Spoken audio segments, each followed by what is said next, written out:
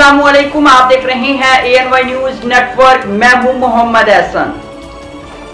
साहिवाल से executive director principal Hussain की report के मुताबिक तहरीक इंसाफ साहिवाल के नायब सदर सरदार महमूद खालिद खान खेतरान ने कहा है कि नून लीग वाले अब जलते तवे पर बैठ चुके हैं। अब उन्हें समझ नहीं आ रही कि वो इस तत्ते तवे से कैसे उठकर आवाम की खिदमत करें, क्योंकि उनके पास अब हुकूमत छोड़ने के सिवा कोई चारा नहीं है और किसी भी वक्त असम्बलियाँ तोड़ने की इतला आ सकती है।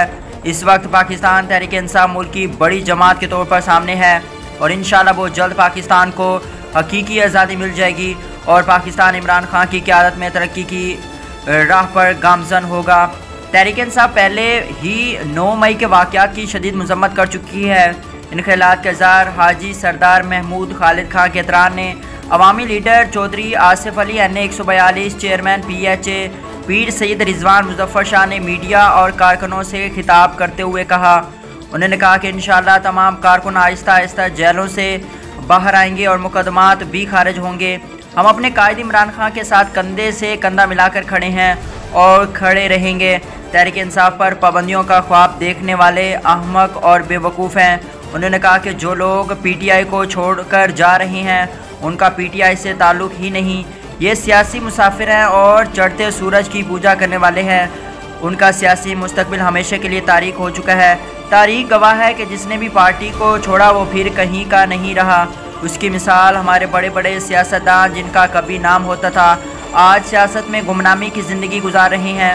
उन्होंने कहा कि पार्टियों पर अच्छा बुरा वक्त आता रहता है, हमेशा वही लोग कामयाब होते हैं जो अपनी पार्टी के साथ खड़े रहते हैं। मजीद कहा कि हम हमेशा इमरान खान के साथ खड़े रहेंगे। पाकिस्तानी अवाम इमरान खान के शाना बशाना खड़ी है। इमरान खान की क़यादत में कौम को हकीकी आज़ादी दिलाएंगे। इमरान खान पाकिस्तान की बका की जंग लड़ रहा है। PTI को मुसलसल इंतकाम का निशाना बनाया जा रहा है।